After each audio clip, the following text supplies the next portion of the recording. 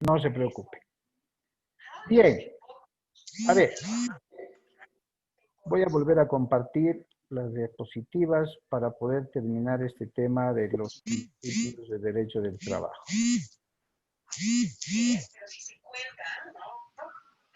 Sus micrófonos, chicos, está de alguien, enseguida voy a ver, los voy a suprimir desde acá.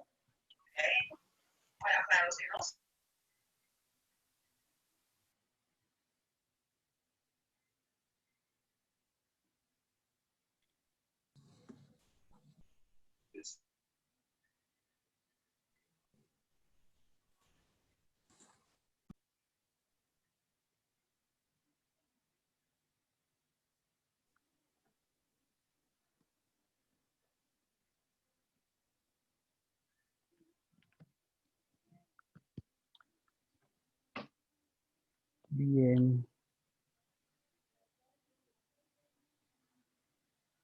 Bien. Principio de primacía de la realidad. Ahora nos toca ver el principio de orden público.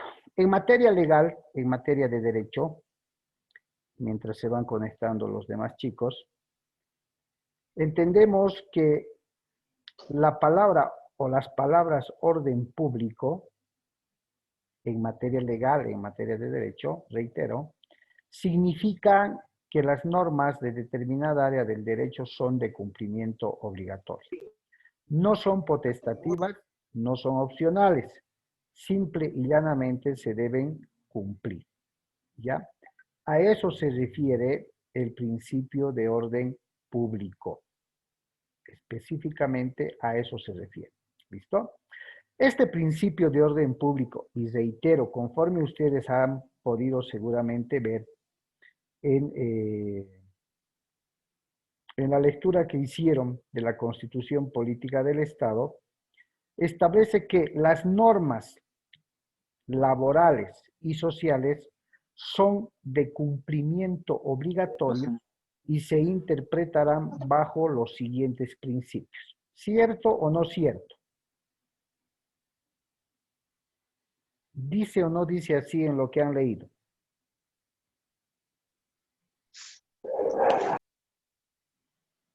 ¿Alguien le ha dado una leída? Cierto, doctor. ¿Cierto? Cierto. Dice así textual. Las normas laborales y sociales son de cumplimiento obligatorio. Se Sí, doctor. interpretarán y aplicarán conforme los siguientes principios. Mandato constitucional. De ahí que le pongo y le doy mucha relevancia a estos principios del derecho del trabajo. Por tanto, el principio de orden público nos está enseñando que las normas laborales deben cumplirse. No son opcionales, no son potestativas, sí debemos reconocer que son bastante garantistas y protectoras de la clase trabajadora. ¿Ya? El indubio pro operario. A ver, ¿quién podría decirme qué significa indubio pro operario? ¿Qué significa ese término?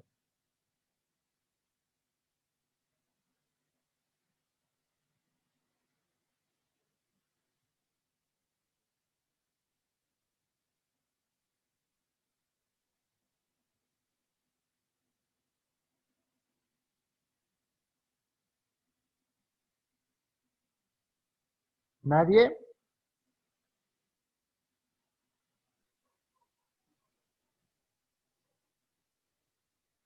¿Nadie? ¿Nadie? A ver, los de derecho, yo sé que lo saben. Los de ICO de pronto han escuchado y los de administración lo propio, pero vamos a recordar. Indubio quiere decir en caso de duda, ¿ya? O en duda, ¿ya? Pro, pro es un término que refleja a favor de, así, pro, ¿no ve? Kermés pro equipo de sonido para la OTB El Pastor. Campaña solidaria pro equipos de, qué sé yo, de sueros para el centro médico tal, ¿no ve? A favor. Y operario quiere decir trabajador, ¿ya? Trabajador. Entonces, el principio indubio pro operario quiere decir en caso de duda a favor del trabajador. En caso de duda a favor del trabajador.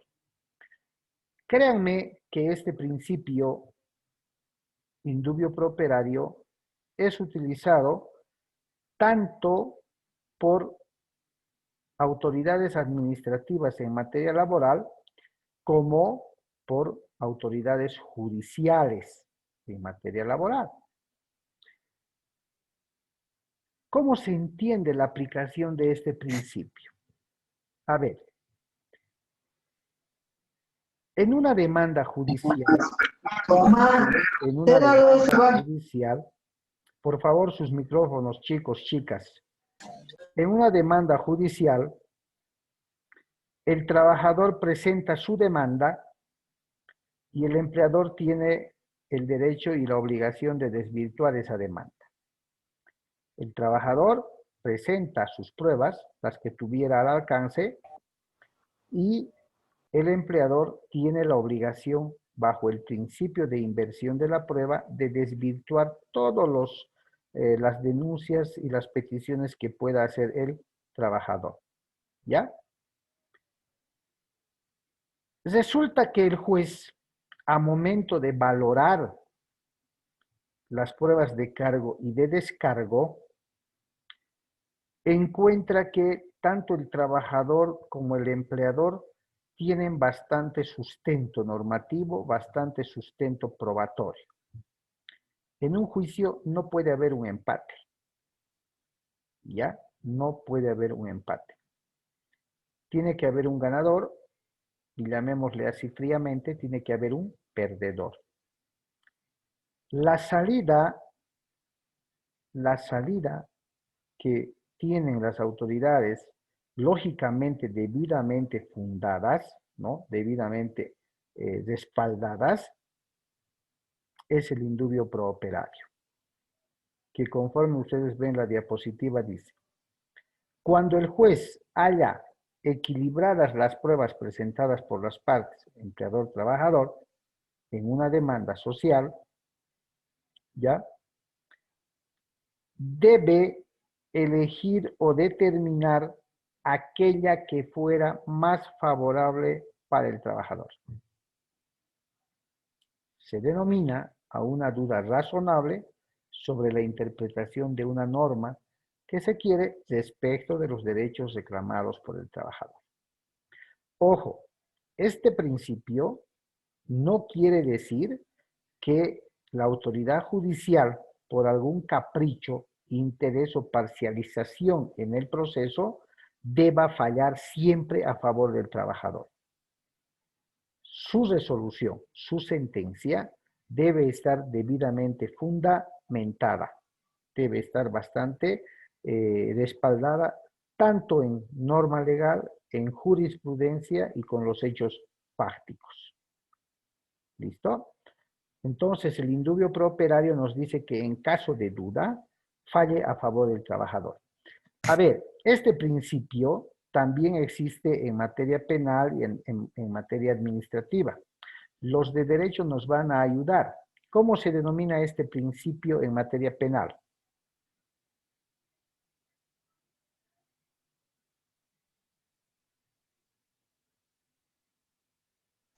¿Alguien se acuerda? De derecho especialmente, para que nos ayuden.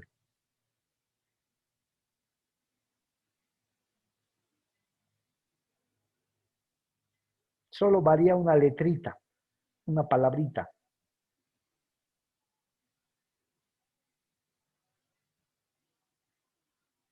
¿Nadie? En materia penal se denomina indubio pro reo. ¿Se acuerdan? Indubio pro reo. ¿Qué quiere decir? En caso de duda, ¿a favor de quién va a fallar?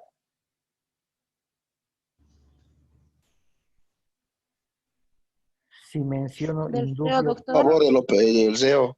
a favor del reo. Curioso, ¿no? O sea, ¿cómo puede fallar en caso de duda una autoridad en materia penal a favor del reo o del delincuente? ¿O no les parece curioso o extraño? ¿No tendría que ser al revés? En caso de duda, en vez de que esté caminando en las calles, métalo más o menos. ¿O qué les parece?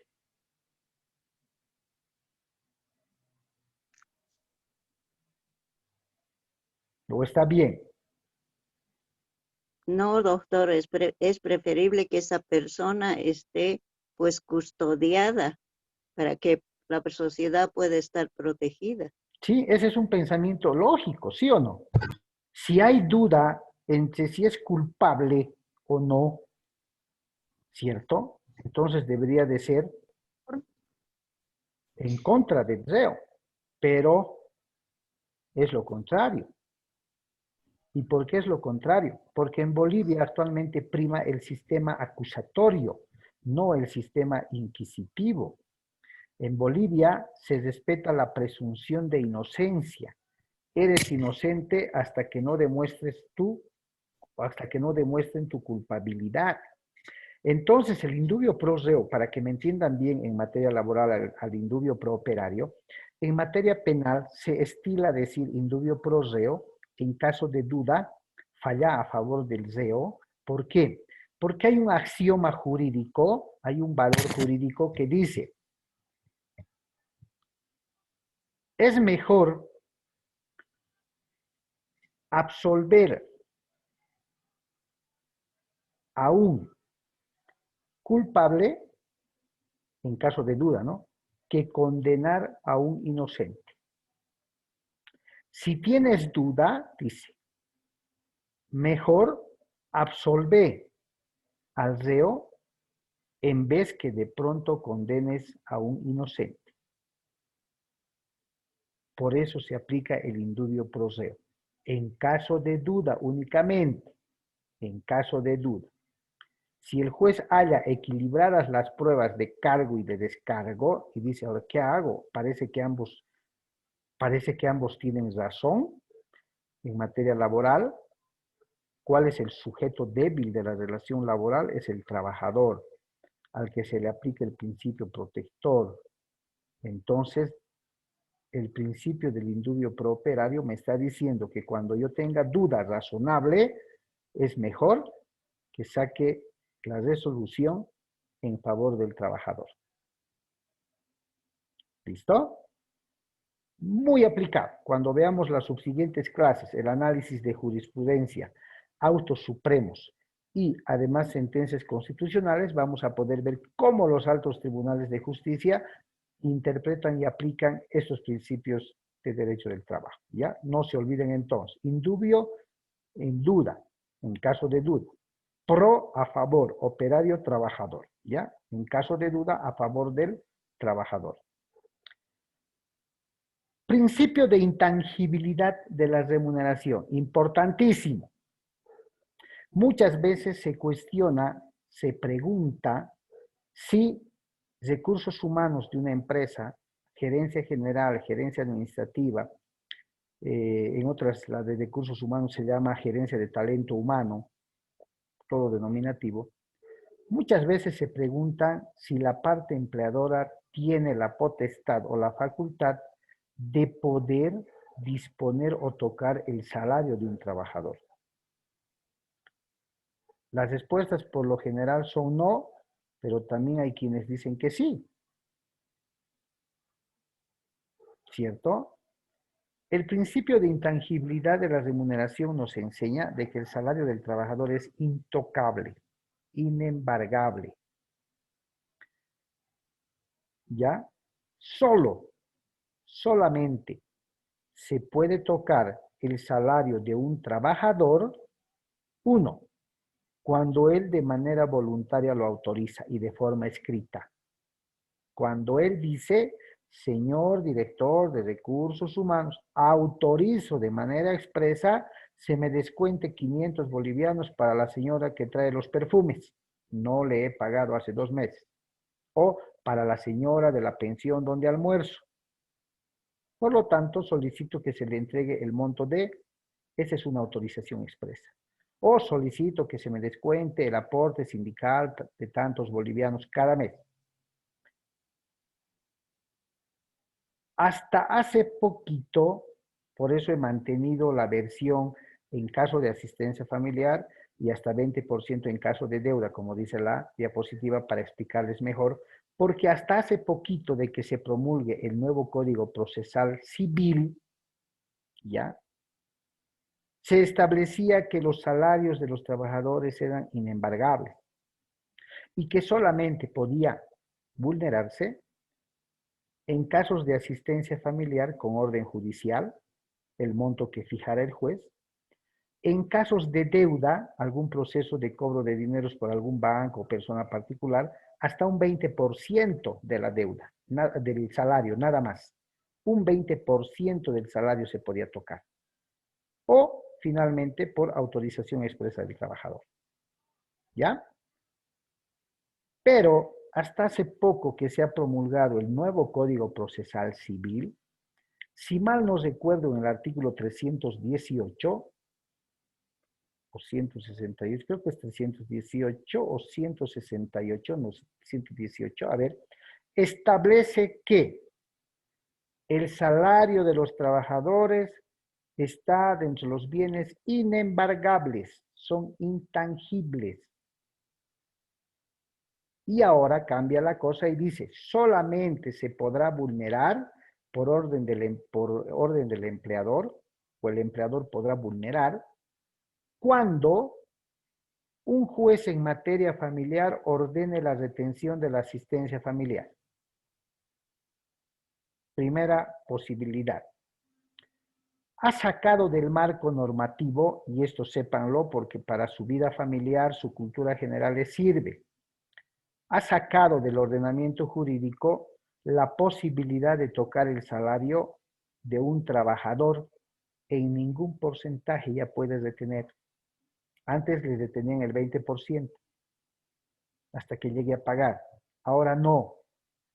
Pero sí los jueces, cuando ordenan el congelamiento o retención de fondos en cuentas bancarias que estuvieran a nombre del ejecutado o del demandado, ponen la leyenda que dice siempre y cuando, ¿no? Dice así, se ordena el congelamiento o retención de fondos que tuviera el demandado en cuentas bancarias del sistema financiero, siempre y cuando no sean cuentas de pago salarial. La mayoría de las empresas pagan los sueldos a sus trabajadores vía depósito bancario. Por eso es importante que como trabajadores, por ejemplo, como trabajadores, la cuenta bancaria que se ha aperturado para el cobro de nuestros salarios no se lo utilice para ningún otro movimiento más que no sea el pago de nuestros salarios. Porque el momento, los que trabajen me van a entender, porque el momento de que el trabajador utilice esa cuenta salarial para recibir depósitos de otras personas, de algún familiar, amigos, otras le depositen, él retire y todo, transforma esa cuenta salarial en cuenta personal y le van a retener. Para poder proteger mi cuenta donde me pagan mi salario como trabajador, no debo hacer ningún otro movimiento que no sea depósito de mi sueldo por parte de la empresa y yo el retiro de ese mi sueldo. ¿Ya? Si lo manejan así, ya no puede ningún proceso judicial por deuda, ya no puede ordenar la retención del 20%. Entonces, la única forma de vulnerar o de disponer el salario de un trabajador por parte ajena es en temas de asistencia familiar con sentencia judicial, orden judicial, y en caso de una autorización expresa y escrita que haga el trabajador a su empleador. Después, chicos, por ningún concepto se puede tocar, porque si de ahí nace un proceso, les van a ganar o ustedes van a ganar. ¿Ya? Entonces, que quede bien claro, por favor, que quede bien claro el tema de la intangibilidad del salario. ¿Listo? Bien. Esos son los principios más relevantes, entre otros que hay como el principio, Doctor, adelante, discúlpeme, doctor. O sea que yo hago un contrato con la empresa y la empresa me hace un comunicado que debo abrir una cuenta bancaria para mi sueldo. sí. Eso solamente lo puedo utilizar para el cobro de sueldo, nada más. No puedo hacer ningunos movimientos bancarios, doctor. No es aconsejable, porque si en algún momento tú quieres protegerte con el principio de intangibilidad de la remuneración, con un simple extracto de esa cuenta salarial, donde demuestre movimientos de depósito de sueldo, retiro de sueldo, próximo mes, depósito de sueldo, retiro de sueldo, el juez va a constatar que esa cuenta es únicamente para el pago de tu salario y la va a liberar si hubiera ordenado alguna detención o congelamiento. Pero si el extracto arroja movimientos de depósitos, retiros, como lo hacemos en nuestras cuentas personales, el juez no va a levantar el congelamiento ni la detención porque va a establecer que no es una cuenta salarial, sino que la utilizan como una cuenta personal. Para gozar de la intangibilidad de la remuneración, las cuentas bancarias de pago de salarios únicamente deben ser utilizadas para precisamente el objetivo, el pago de los salarios. Gracias, doctor. ¿Ya? Bien, Doctor, adelante. pero una pregunta, dígame, el depósito personal, ¿ese sí puede ser afectado en caso de deuda? Sí, Digamos, uno tiene otra cuenta personal por otros réditos, ese sí puede ser intervenido. ese sí va a ser congelado o retenido hasta el monto de la deuda que se esté ejecutando en un proceso. Lo que pasa en la realidad, chicos, en el tema de la intangibilidad de la remuneración es que cuando hay un proceso por recuperación de dineros, ejecución de préstamos, el juez ordena el congelamiento y detención de fondos cuando la parte demandante lo solicita y ordena todas aquellas que estén a nombre del ejecutado o del demandado en toda la red bancaria, ¿no? Bajo la tuición de la ASFI. Aclara y dice, excepto si se tratara de cuentas salariales. Pero Pero cuando doctor, eso, sí, doctor, eso mediante una orden judicial, ¿verdad? claro, claro que sí. Después no se puede Porque tocar. nadie puede tocar, no, nadie puede tocar mis cuentas. Absolutamente, para nada. Estamos hablando de una orden judicial. Pero ahora las cuentas salariales, les decía, incluso ya no pueden ser retenidas ni el 20% ni un solo peso. Doctor, ¿puedo hacerle una consulta? Adelante. Doctor, una consultita. En caso de, por decir, se recibe un sueldo de una entidad pública ¿Ya? y depositan el dinero a una cuenta. Sí. En caso de divorcio, ¿esa cuenta lo pueden congelar? No. Porque como usted dice, ¿no es cierto? Que algo que te está pagando o la entidad pública o el Estado en este caso, no pueden tocarlo para congelar cuentas, no puede ser tocado. No. Y en caso de divorcio, ¿cómo funciona esto? Hay que demostrar que esa cuenta es salarial. A ver, en materia familiar, y esto es también de cultura general, la comunidad de gananciales nace junto con el matrimonio, ¿cierto? O la unión libre da nacimiento también a la comunidad de gananciales. ¿Qué quiere decir? Que a partir de haberme concubinado, de tener unión libre o haberme casado, a partir de esa fecha, todo lo que vaya, ojo, a adquirir el matrimonio, así solamente trabaje el esposo o la esposa, ¿no? Se transforma en bienes divisibles a momento de presentarse el divorcio. 50 y 50.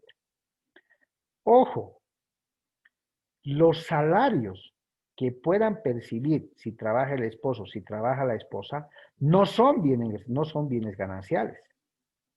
Lo que ellos cobran e invierten para adquirir algo, para los gastos comunes, es otra cosa, ¿cierto? Es otra cosa. Por tanto, en un proceso de divorcio, no podrían congelar la cuenta salarial de una de las partes. Pero por eso reitero, para yo mantener la calidad de cuenta salarial, en una entidad financiera, ya sea que la empresa me haya abierto la cuenta o yo la haya abierto, ¿cierto? Los únicos movimientos que deben haber en esa cuenta es pago de salario, retiro de salario, depósito de salario, retiro de salario, cada mes. Y los depósitos se hacen solamente cada mes. Pero si yo cometo el error de manejar indistintamente mi cuenta salarial como una cuenta personal, me deben algún dinero, algún familiar me dice, ¿tienes alguna cuenta? Te voy a deber. Ah, sí tengo esta, deposítamela aquí. Le estoy quitando el carácter de cuenta salarial y la estoy transformando en cuenta personal. Ahí sí que el juez no va a levantar el embargo, ni el congelamiento, ni la retención. Porque la primera prueba idónea que se pide es un extracto de movimiento de cuentas. Y si Ya, solamente... doctor, otra consultita. Si, si yo lo demuestro con el CIGEP, aunque yo haya recibido dinero que no sea de pagos de gobierno, Sí, igual. sí, ¿sabe por qué? Y no conviene. No conviene porque en una demanda familiar de divorcio, peleada, contenciosa, ambas partes buscan la mitad que les corresponde. Y si son maliciosos alguna de las partes, una de las dos partes, yo, por ejemplo, en un ejemplo que me pone, voy a pedir un extracto de la cuenta bancaria, de las cuentas bancarias que estén a nombre de mi esposa, de la que me estoy divorciando. Y me van a arrojar el banco donde me pagan, esa cuenta me va a dar un extracto.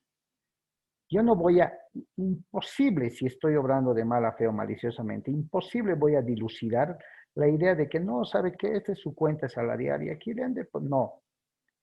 Lo que voy a hacer es decir, esta cuenta, señor juez, mire, incluso voy a decir, a mis espaldas se ha ido depositando. ¿Cuál salarial?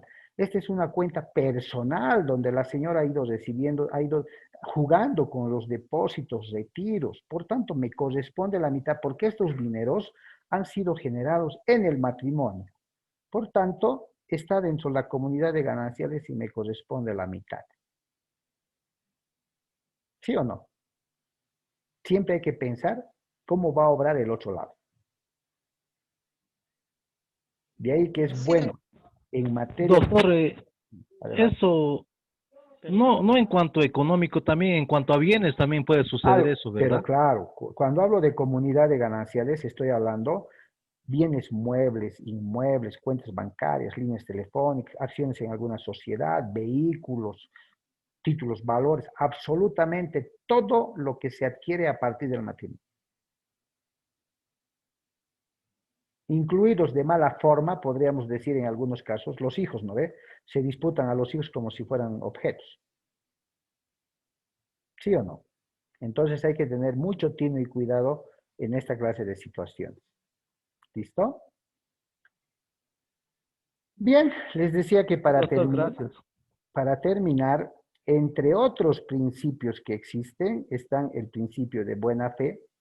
Se presume, se presume que a momento de entablar una relación laboral, tanto el empleador como el trabajador están actuando de buena fe.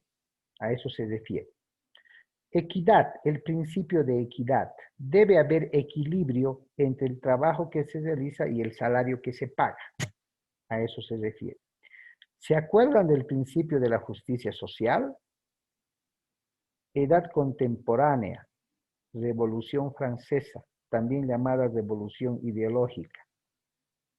La trilogía de libertad, igualdad y fraternidad conjugaron el nacimiento de un principio universal que se llama principio de justicia social. Funciona mucho en materia laboral y en materia social. ¿Ya? Todos debemos ser justos y recibir lo que nos corresponde. ¿Estamos? Bien, con esto, chicos, hemos terminado el tema de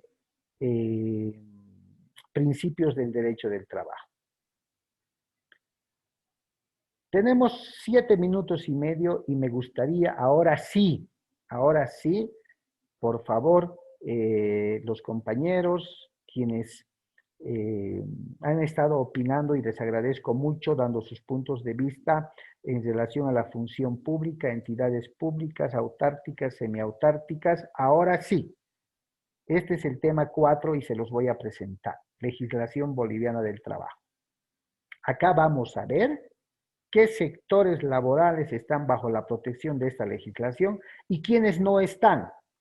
¿Cuáles son los beneficios? ¿Cuáles son las ventajas que esta Ley General del Trabajo otorga a quienes están protegidos y cuáles son las desventajas que no tienen otros llamados servidores públicos? Pues reiterarles que lo que hoy tenemos en manos, llamada Ley General del Trabajo, les había dicho, fue creada mediante decreto ley el 24 de mayo de 1939. Y ha sido elevada a rango de ley posteriormente el 8 de diciembre de 1942. Hasta antes de la creación de la ley o de la promulgación de la Ley General del Trabajo el año 39, no olvidemos que el constitucionalismo social llega a Bolivia con la Constitución del año 1938, ¿cierto? Año y norma suprema en la cual Bolivia inserta y reconoce derechos laborales a sus trabajadores. Y al año, mediante decreto ley, se promulga pues lo que hoy tenemos o conocemos como Ley General del Trabajo.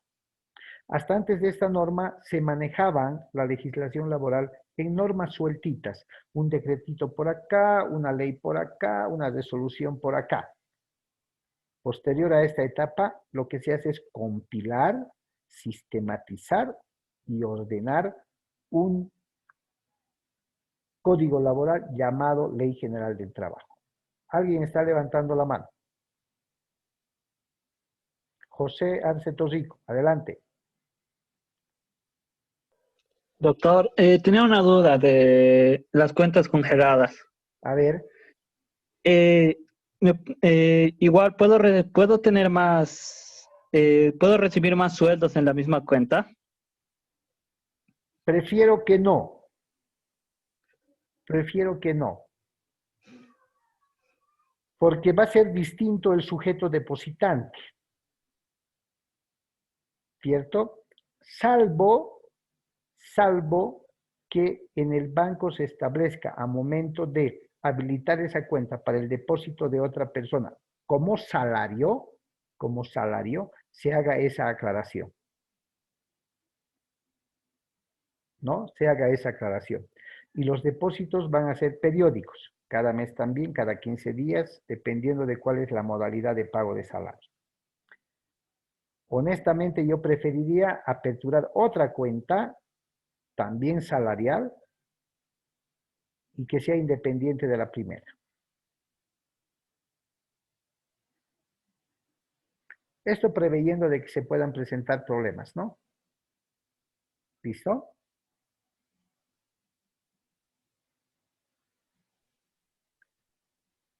Bien.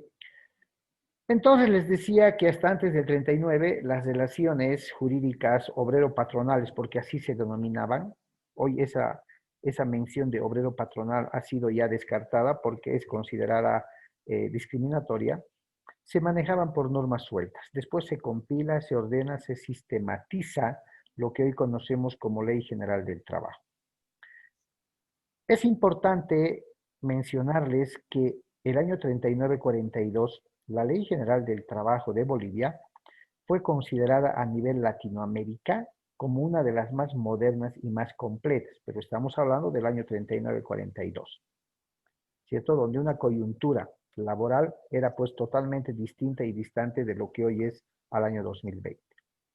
Si bien fue la más completa, la más moderna en ese entonces, hoy por hoy, ¿sí?, nuestra Ley General del Trabajo tiene bastantes falencias y ha quedado desactualizada y quizás hasta incompleta, porque han surgido nuevos rubros laborales, nuevas formas de trabajar, virtual, online, a distancia, que no están reguladas por la Ley General del Trabajo. El famoso Decreto Supremo y Resolución Ministerial que ha dispuesto y ha regulado, por ejemplo, el teletrabajo en Bolivia, ¿cierto? Lo han sacado como norma independiente. ¿Por qué? Porque nuestra Ley General del Trabajo no contempla aquello. como que no contempla los contratos electrónicos, la firma electrónica y todo aquello. Entonces, a raíz de los años que tiene, casi 80, ¿cierto? Actualmente la Ley General del Trabajo tiene sus deficiencias. Y una de las más remarcadas es la excesiva dispersidad de normas, que quiere decir, hay demasiada norma suelta otra vez después de casi 80 años de tener una ley. Fíjense, el teletrabajo, decreto supremo, ¿no? Su reglamento, resolución ministerial. Sacan alguna norma, decreto supremo. Entonces, cada 1 de mayo, ustedes saben, el Estado les regala un paquetito de normas, o les regalaba un paquetito de normas a los trabajadores. Hoy, por esta excepcional coyuntura, no ha habido eso. Este año no ha habido incremento salarial, fíjense, ¿no? Entonces, una de las falencias que se encuentra actualmente a nuestra ley es la excesiva dispersidad de normas. Si ustedes le dan una leída al artículo 1 de la Ley General del Trabajo, como curiosidad, fíjense que después de leer el artículo 1 van a encontrar una larga fila de normas laborales. Resolución ministerial, resolución suprema, decreto supremo, en la mayoría de los artículos. Entonces, una falencia porque uno no sabe qué norma está vigente, qué norma ya no está vigente. Y aquí viene, a ver, con todo respeto, la compañera que me ha ido hablando de la función pública, ¿cómo se llama?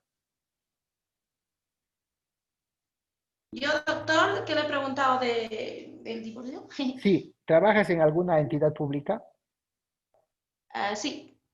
No, bueno, yo trabajo con el gobierno, percibo dinero de Ah, ya. trabajos que realizamos a los autos en equipo de GNB. Ah, ya, ok, muy bien. Otra de las deficiencias marcadas que tiene la Ley General del Trabajo es la protección a ciertos sectores laborales. Hay ausencia de, no protege a todos, como la compañera decía. Claramente decía, cuando hablábamos de beneficios, de esas cosas, pero la función pública no tiene. Exactamente. Y es una deficiencia identificada en la Ley General del Trabajo. ¿Listo? Acá van a ser curiosos, chicos, la próxima clase. Curiosos. Porque vamos a definir qué sectores están y qué sectores no están. Bien, estamos a menos de 1 minuto de poder concluir la segunda sesión. Antes de que se nos corte, chicos, muchas gracias por su asistencia. Cualquier duda, por favor, la próxima clase y estamos en contacto mediante vía WhatsApp. ¿Listo? Gracias, doctor.